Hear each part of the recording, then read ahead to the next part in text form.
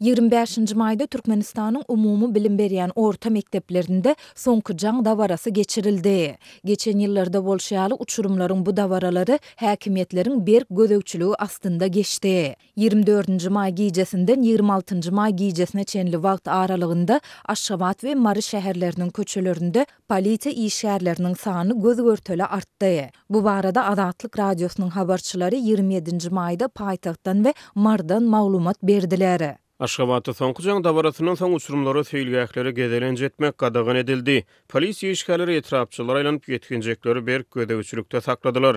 Dip Aşgabatly ýaşaýjy şaýat bolan ýagdaýlaryny anonim şertde gurrun berdi. Polisiýa işgärleri uçurumlaryň ýa-da ýokary synp mektep okuwçylarynyň ýörep barýandygyny we bir ýere ýygnanýandygyny görseler, olaryň ýanyna baryp öýlerini dargamaldyklaryny aýtdylar. Uçurumlar polisiýa işgärlerinden näme sebäpden gezelenç etmegiň we şatlanmagyň gadagandygy barada sorandy. Olar ýokurdan berilen buyruk diýen jogaby bermek bilen çäklendiler diýip şol mektebi tamamlayan Aşgabatly uçurum anonim şertde gurrun berdi. Soňky jaň dawarasy Marda hem putolandyrylan gözökçülükde geçdi. Hususan da gözellik salonlaryna baryp saçyny we ýüzüni timarladan okuwçylar polisiýanyň berk üns merkezinde boldular. Gutorduş klaslaryň okuwçy oglan gyýlary soňky jaň dawarasyny taýinlanmak üçin daň bilen salonlary bezenmäge bardylar. Soňky ýyllarda bolşaýaly gözellik işgärleri okuwçylary salonlary gizliň saldylar. Sebäbi salonlaryň töweregine polisiýa işgärleri berk gödökçülükde boldular.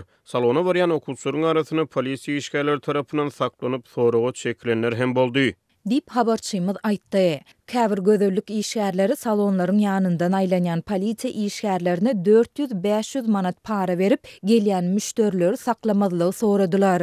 Salon işgärleri 24-nji maýda akşam gijesi bilen gizlin işlediler diýip habarçymyz aýtdy. Polisiýa işgärleri mektepleriň töweregine hem nowatçylyk çekdiler. Mektepleriň öňünde geçirilen soňky jaň dawarasyndan soň uçurumlara öz sınıflarynda muallimlaryň jogapkärçiligi astynda 2 sagatlyk üýşmelen geçirmäge ruhsat berildi. Uçurumlara mektepden dasarda gezelenje etmek ýa-da klassdaşlary bilen üýsmek gadagan edildi. Egerde ýolda ýyzda ýaş oglanlar we gyzlar görülse, polisiýa jaň etmelidigi barada duýdurys edildi. Munyň bilen bagly 25-nji maýda mugallimlaryň intimeti şäher we owa köçelerinde nowatçy bellenildi. Olar gije saat 1-e çelini nowatçylyk çekdiler. Dip Marly muallim anonim şertde habarçymyza gurrun berdi. Marly uçurumlaryň köpüsi soňky jaňy göwnejäy gurnap bilmänliklerini aýdyp, häkimetlere nägilelik bildirýär we oturşuklary jemleýiji synaglardan soň iýul aýynda geçirmegi meýilleşdirýändiklerini aýdýar. Ellerimize attestatlarymyzy alanmyzdan soňra mektebe degişli yerimiz galmaýar diýip Marly uçurum anonim şertde belledi. Azatlyk bu barada Aşgabatyň we Marynyň degişli häkimetlerinden şolsandy bilim we polisiýa müdürliklerinden tesbir alyp bilmedi. Soňky ýyllarda bolşaýaly şu ýyl hem türkmen häkimetleri soňky jaň dabaralaryny çäkli görnüşde guramalaşdyrmak, oturşuklaryň öňüni almak boýunça çärelerini maý aýynyň 2-nji 10 günlüğünde başladylar. Köçelerde polisiýa işgärleriniň sany arttyryldy. Kafede, restoranlaryň işi wagtlaýyn çäklendirildi. Taksi sürüjilerine, okuwçylara we talyplere hyzmat etmek gadagan edildi. Häkimetler bu gadagançylyklaryna resmi derejede düşündürüş bermeýärler. Bilim ýolbaşçylary dilden berýän maglumatlarynda çäreleriň sebäbini mümkin biýdüdügünçilikleriň öňüni almak taýlalary bilen düşündirýärler. Emma ýagdaýlardan habarly yerli synçylaryň bir näçesi bu çäreleriň sebäbiniň häkimetleriň ýetginjekleriň bir ýere ýygnanmagyndan we olaryň arasyndaky uçuşundan gorkýandygy bilen baglanşyklydygyny aýdýar. Sebäbi mektep okuwçylary we talipler toparlanıp üýsende öz watanynda häkimetleriň näme üçin hereketi çäklendirýändikleri barada pikir alysmaga başlaýarlar. Olar is ýokdy. Ise diňe tanys bilis arkaly ýerlesip bolýandygy barada gurrun edýärler. Netijede häkimetleriň ilaty düýbünden ruhsat bermeýän çekismesi siýasy çekisme ýüze çykýar. Dip Aşgabatly synçy anonim şertde belledi. Türkmenistanyň berk döwlet gödökçüligindäki media serişdeleri soňky jaň dawaralary bilen bagly girdilýän çäklendirmeler we onuň sebäpleri barada mesele gozamaýarlar. Leva Polatyň administrativ merkezine ulanan haritlaryň sewdasy bilen meşgullanýan adamlara guruluşyk haritlary bazarynyň günorta gün batar böleginden Ýürüýte suwda ýerleri bölünip berildi. Bu barada Zatlyk radiosynyň habarçysy 27-nji maýda Sewitden maglumat berdi. Türkmenabaty köne haritlaryň sewdasy bilen meşgullanýan adamlar soňky bir näçe ýyl bäri häkimetleriň ýerleri dowam etdirýän piýasgelçilikleriniň arasyna sewda işlerini jany saklamaga çalışdy. Öktasady kynçylyklaryň fonuny köne haritlar ilat arasyna uly istegden peýdalanýar. Hususan ýeterli bahalar üçinçiligi pes hojalyklaryň arasyna öýdüne çekijiligini saklap galýar. Bazarlarda ulanlan egin eşikler we öý goşlary alyjylary hödürlenýär. Bu sewdägärleriň ýagdaýy innuraz ganymatlaşdy. Biçareler öňler günüň asyny ýa-da ýagyş ýagmyryň aşagyna sewda işlerini alyp barmagy çytraşýardylar. Olary bazardan ýürüýte ýerleriň bölünip berilmeginden soňra köneçi sewdägärleriň sany köpeldi. Eli ýuky maşgallar bu ýerde çağa eşiklerini we ayakkablaryny satyn alýarlar.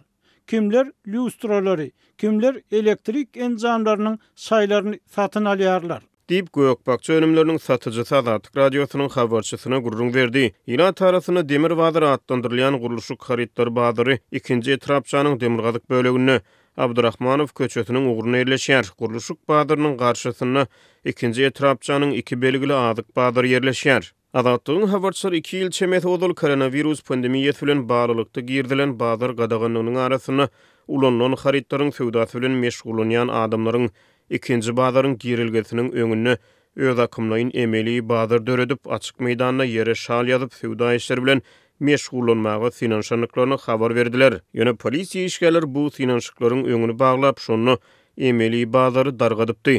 Biraz soňra 2023-nji ýylyň fevral aýyna Türkmenabatda bir köprüniň aşagyna başga bir emeli bazar peýda boldy. Ilat arasyna köneçler atlandyrylýan harit sewdägärleri bu gedek garaşsyz diýar köçetiniň ugruna ýerleşýän bir avtomobil köprüsiniň aşagyna ýere şal ýazyp köne egin eşiklerini, öý goşlaryny satmaga çalışdy. Polisiýa işgärleri bu emeli bazarda hem reýt geçirip sewdägärleri dargatdy. Häkimetleriň ýerleri reýtlerine garamazdan köne haritlar ilat arasyna el ýeterliligini we öýdüne çekijiligini saklap galdy.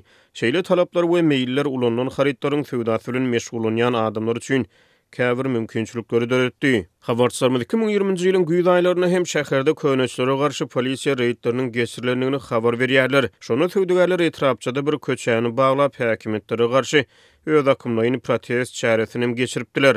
Köneçiler 40 kafesine baryan ýol petiklep protest çäresini geçirdiler. İş yok. Bizim yeketek eklenç çeşmemizi elimizden alacak bolýarsyňyz diýip protest bildirdiler.